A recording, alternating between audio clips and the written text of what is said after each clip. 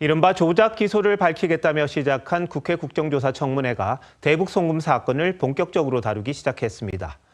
오늘 청문회엔 박용철 전 쌍방울 부회장이 증인으로 출석했는데 이재명 당시 경기지사의 방북 대가로 김성태 회장이 필리핀에서 북한 공작원을 만나 70만 달러를 건넸다고 증언했습니다. 여당 의원들이 위증으로 처벌받을 수 있다고 수차례 압박했지만 방 전 부회장은 자신의 입장을 바꾸지 않았습니다. 민주당은 방북 대가가 아니란 점에 치중하면서 뒤집기를 시도하고 있는데 방 전 부회장은 민주당 의도와는 정반대의 증언을 한 셈입니다. 먼저 장윤정 기자입니다.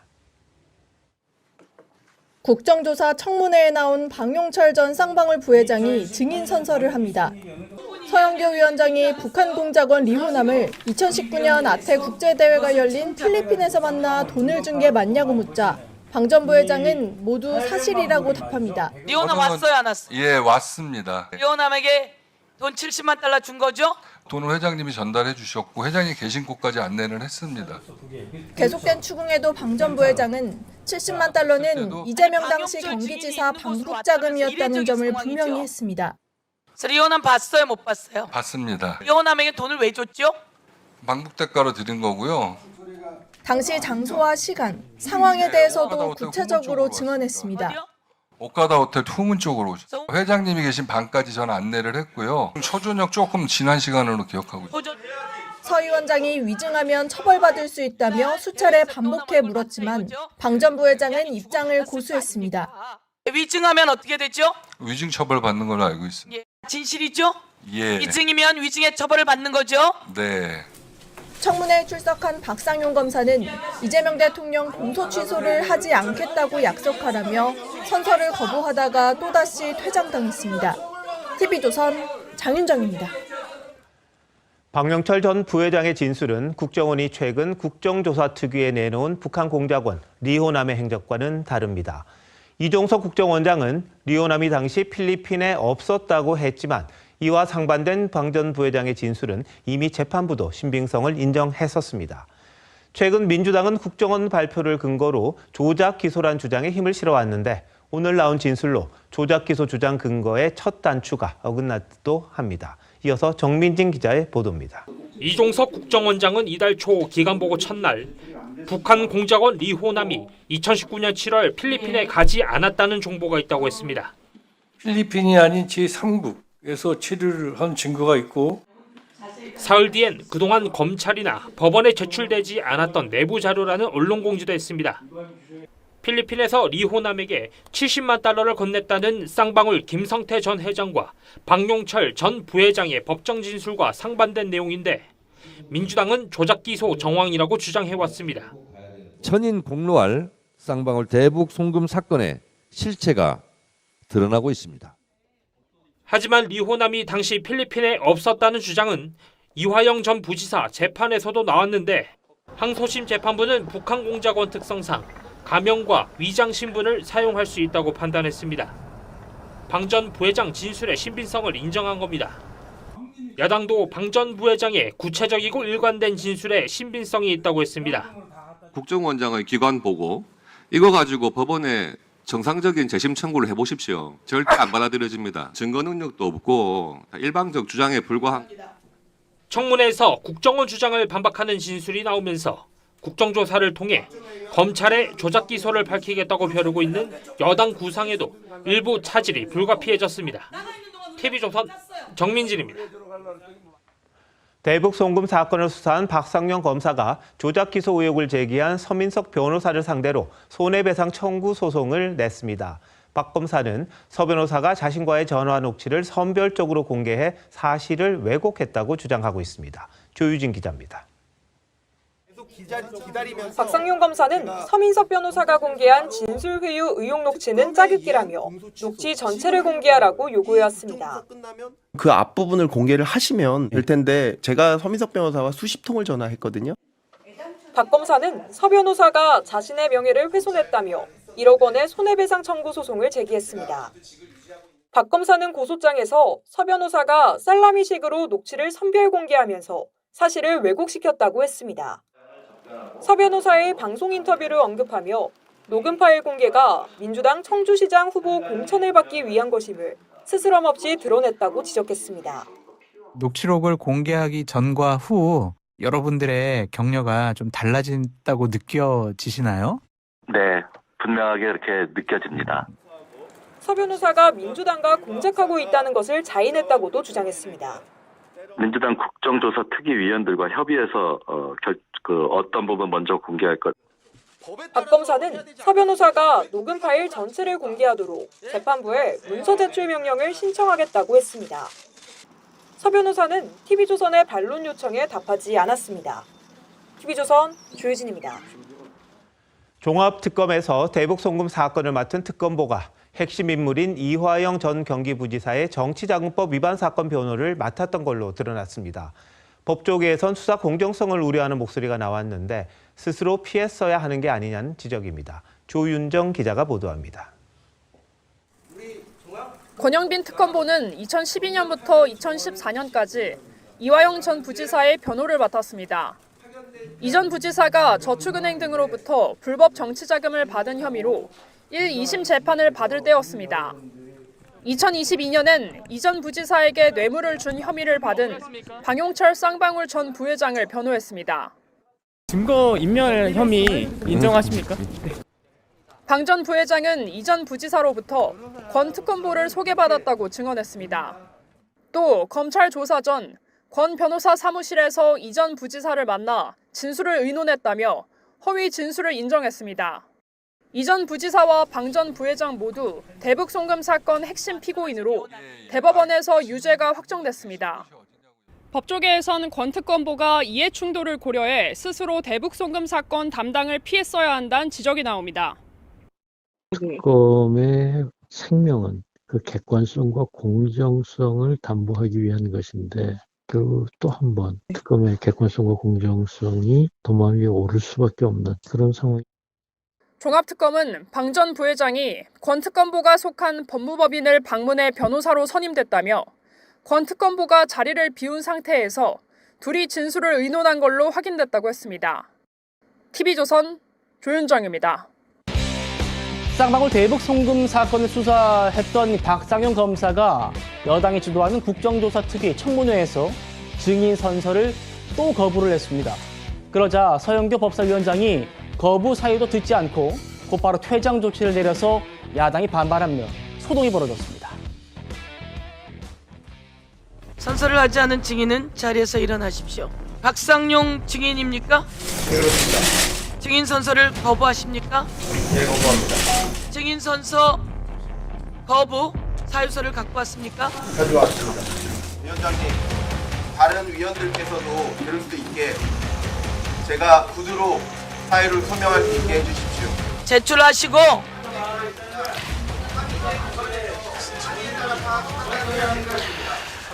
무엇이 합의제 기관이죠? 소명서 안 내겠다는 거죠? 소명서 안 내고 증인 선서 거부하겠다는 거죠? 지금? 그럼 그렇게 받아들이겠습니다. 나가서 모든 것을 다 한 사람이 증인 선서를 거부하겠다는 건 위증을 결심했다는 거 아닙니까? 그리고 소명서를 내지 않겠다는 거 아닙니까? 지난번처럼 나가서 그런 행동하지 말고 나가서 대기하고 계세요. 소명을 못하게 합니까?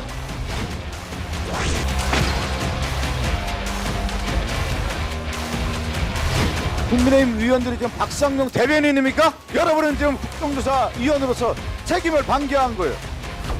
무슨 권한으로 위원장께서 회장을 명하고 특정 장소에 대기하라? 저는 체포, 구금의 죄가 될 수 있다 이렇게 봅니다. 저는 이 대법원 확정 판결을 뒤집으려는 이 행태가 바로 국가폭력이다. 그러니까 선서를 안 하는 이유를 말로 설명하겠다는데 그걸 안 받아준 거예요. 김희정 의원님. 네. 서영교 의원은 위원장은 소명서로 내라라는 건데 이게 규정에 있는 겁니까? 아닙니다. 위원회에서 정할 수 있도록 되어 있습니다. 그런데 박 검사가 왜 위원장에게만 내는 것을 거부하고 있냐면 그 서 위원장이 받아한 다음에 그걸 그냥 자기만 보고 공유를 안 하겠다라고 결심을 하면 나머지 의원들은 또 못 보게 됩니다. 그리고 녹취록도 선별적으로 공개하는 걸 보셨지 않습니까? 이 소명하는 것 또한 취사 선택에서 얼마든지 또 이 자기가 가감해서 불리한 거는 안 내고 자기들한테 유리한 거만 내고 이런 거에 대한 믿음이 없는 겁니다. 그렇기 때문에 소명서는 준비해 왔지만 그것을 자기 입으로 저렇게 기왕단상의 성김에 정확하게 얘기할 수 있는 기회를 달라고 하는데 시종일관 저렇게 집단 린치하고 입틀막하고 본인들이 채택한 증인에 대해서도 저런 기회를 주지 않고 그리고 저 증인 이외에 국민의힘이 주장하는 어떤 증인도 받아들이지 않고 있습니다. 그러니까 처음부터 목적이 정해져 있다는 말씀을 드립니다. 그러면 박 검사는 왜 저렇게 자꾸 선서 거부를 하느냐. 선서를 하는 순간 무슨 말을 해도 무조건 법적으로 고소고발할 준비가 되어 있기 때문에 그렇습니다. 그렇기 때문에 고소고발로 인해서 이 사람의 여러 가지 활동을 막을 준비가 되어 있기 때문에 그래서 공소취소가 아니다라는 약속만 하면 그러면 내가 그런 핍박을 받아도 하겠다. 그러니 공소취소하지 않겠다라는 것도 해달라. 그러면 나도 핍박 받겠다라고 얘기를 하는데 그거를 안 해주고 저런 식으로 집단 린치하고 있다는 말씀을 거듭 드립니다. 차 교수님, 예. 판사 출신의 국민의힘 나경원 의원은 지금 서영교 의원이 저렇게 퇴장시킨 게 오히려 체포와 구금의 죄가 될 수 있다 이런 말도 했습니다. 법적 문외한이 제가 듣기에도 나름대로 일리는 있는 지적으로 보입니다. 예. 그럼에도 불구하고 이 지켜보는 국민의 한 사람 입장에서는 정말 답답한 것이요. 사실은 지금 박상윤 검사가 이 여건이 추진하고 있는 이 지금 국정조사와 그 공소취소를 위한 것이라는 이야기를 분명히 하고 있잖아요. 거기에 대한 부당성을 계속적으로 여러 가지 언론들을 통해서 이야기를 해왔던 만큼 자신이 부당하게 느끼고 있는 부분들은 저는 선서를 하든 안 하든 그 결과는 어차피 똑같을 거라고 박상윤 검사도 아마 나름대로는 알고 있을 거예요. 네. 자, 지금 지난번에 이 국조에 나와가지고 선서를 안 했다는 부분 때문에 결국 또 고소고발 당했잖아요. 그렇다고 한다면 저는 박상윤 검사가 국회법상 정해진 절차를 밟으면서 자신의 이야기를 다 하고 거기에 따른 여러 가지 고소고발이 있을 경우에는 저는 거기에 대해서는 여론이 나름대로 여론이 판단하고 거기에 따라서 나름대로 맞는 합리적인 저는 결과들이 생길 거라는 생각이 들고요. 아울러서 반대로 저는 민주당도 정말 답답한 것이요. 사실 박상윤 검사가 주인 검사였잖아요. 예. 그렇다고 한다면 박상윤 검사를 어떤 식으로든 이 정원대에 서게 만들어서 그 정원을 통해서 이 자신들이 주장하는 것의 여러 가지, 그러니까 이게 정당성을 확보해 나갈 것이 필요한 것인데, 일견 보기에는 앞서 방금 말씀하신 것처럼 나경원 의원의 지적처럼 사실 어떻게 보면 법적 권한을 넘어서는 그렇죠. 행위를 통해서 인신을 구속하려고 하는 그런 오해를 사는 그런 모습들은 저는 또 비판받아야 된다는 생각도 듭니다. 예. 박상현 검사, 이 서영교 위원장의 지시에 따라서 퇴장한 뒤에 대기 장소로 이동을 했습니다. 이런 게 이제 법적으로 구금의 죄가 될 수 있다. 권한이 없는 사람이 지시를 했기 때문에 이게 판사 출신의 나경원 의원 얘기였는데 그 과정에서 좀 심경을 격정적으로 드러내기도 했습니다. 박상현 검사가. 들어보시죠. 특검에 의한 공소취소는 불법이고 법 취지에 대한 위반이고 삼권 분립을 완전히 평행화시키는 것입니다. 위증에 대한 처벌이 두려우신 건가요? 아니요. 교도관들이 인정을 하고 간 것은 보셨습니까? 근데 왜 공소취소에 대한 약속을 못 합니까? 교도관들에 대한 입장을 좀 밝혀주십시오. 교도관들 중에 술 먹었다는 사람 한 명도 없는데요. 교도관이 같이 술 먹었다는 게 아니고 목격했다는 증언이 없습니다. 있습니다. 없습니다. 박상현 검사실에서 같이 없어요. 먹는 걸 목격했다고 교도관이 증언했습니다. 술 먹는 증언이 어디 있습니까? 거짓말하지 마세요. 교도관이 증언을 했습니다. 예, 거짓말하지 마시고 제가 지금 얘기하는 걸 독점하지 마십시오. 증인 선서를 거부하는 것은 저의 권리고 공소취소를 하지 않겠다고만 말씀해 주시면 지금 바로 선서하겠습니다. 박상현 검사가 최근에 뭐 유튜브든 이 방송이든 출연을 많이 하면서 본인의 입장을 개진하고는 있습니다만 그동안 국회에서는 그래도 많이 좀 자제를 해오는 모습이었거든요. 오늘은 좀 작심한 것 같습니다.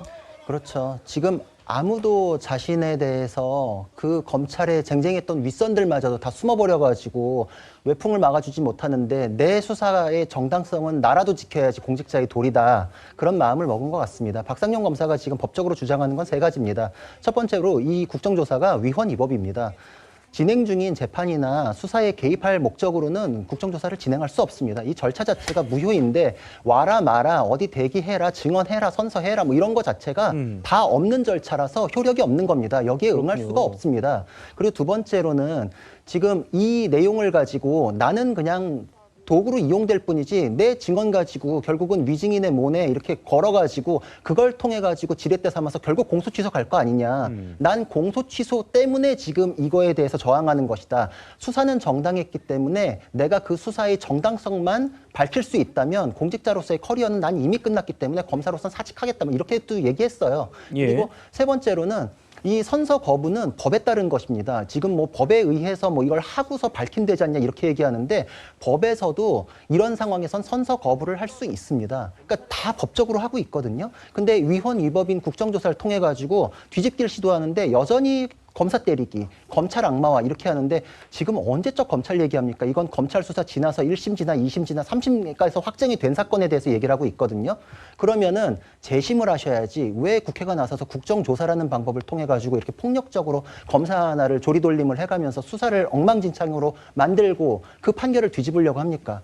지금 이거는 그냥 조용히 법원에서 판사님들하고 이거 이래가지고 문제 있습니다, 없습니다 이렇게 따지면 끝날 문제예요. 박상영 검사도 그래서 공소 취소 안 한다 그러면 내 수사의 정당성 밝혀지니까 나는 이렇게 다툴 이유가 없다. 그리고 재심 절차 밟으시면 나도 여기에 나올 이유 없다. 이렇게 얘기하고 있거든요. 예. 저는 법조인으로서 정말 법에 맞는 얘기를 하고 있는데 이거를 권력의 힘으로 이렇게 조리돌림을 하는 상황이 너무 안타깝고 두 번째로는 박상용 검사 왜 방송 나오냐 민주당에서는 그거 얘기하는데 말 못하게 입틀막 하고 싶어서 그런 저항 이제 반박을 하시겠죠. 근데 한편으로는 검찰 수뇌부에서 원래 그런 외풍들을 막아줘야 되는데 검찰이 지금 박살이 나다 보니까 다 숨어버렸어요. 네. 평검사 하나를 조리돌리면서 평검사가 내 수사의 정당성을 저렇게 절규하면서 외쳐야 되는 상황을 만든 검찰 지휘부 그 전 지휘부에 대해서 도대체 밥값을 어떻게 하고 계시는지 묻고 싶습니다.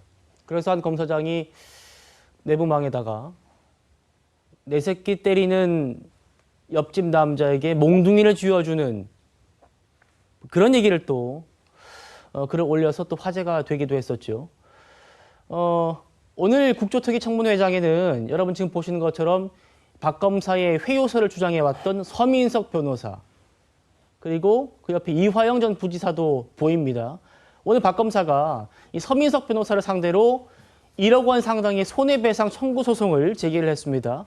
그러면서 이 통화 녹음 파일 일부만 공개하지 말고 선별적으로 공개하지 말고 전체 공개해달라라고 문서 제출 명령도 지금 신청을 해둔 상태입니다.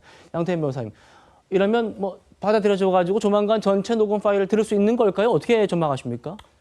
그러니까 이제 민사 절차죠. 그러니까 형사 절차가 아니기 때문에 뭐 법원이 문서 제출 명령이나 그런 명령을 통해서 부과를 한다고 하더라도 뭐 본인이 그거를 거부할 수 있는 상황입니다. 물론 다만 거부를 하게 되면 어쨌든 전체 녹취록이 가지고 있는 상황임에도 불구하고 법원에 제출하지 않으면 아무래도 이제 뭔가 박상영 검사 말이 원고 측 말이 좀 더 이제 신빙성이 있게 그렇게 판단될 여지가 있기 때문에 저는 사실 이런 의혹이 더 이상 드러나지 않기 위해서라도 전체 녹취록은 좀 공개가 돼야 된다 생각을 하고요. 그러니까 이제 왜냐하면 사실 이게 뭐 다른 건 모르겠지만 박상영 검사의 일부 녹취록 부분만 발췌해가지고 본인한테 뭐 유리하게 짜집겠다 그런 부분에 대해서는 뭐 항변할 수 있다고 생각을 합니다. 그러니까 근데 저는 정말 그래서 다 오픈을 해서 전체 녹취록 공개를 해서 정말 박상영 검사가 억울한 건지 아니면 박상영 검사가 당시 이재명 대표를 구속시키고 처벌하기 위해서 그런 뭔가 이제 조작을 한 건지 그거에 대해서 좀 명백히 밝힐 필요는 있다고 보이기 때문에 네. 녹취록 전체는 공개돼야 한다고 생각을 합니다.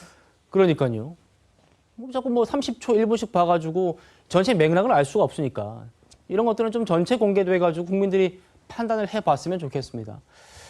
쌍방울 대북 송금 의혹 사건 지금은 이 특검으로 넘어간 상태죠. 그런데 수사 실무를 총괄한 특검보가 과거에 이화영 전 부지사와 방용철 전 쌍방울 부회장을 변호했던 변호인이어가지고 지금 논란이 일고 있습니다.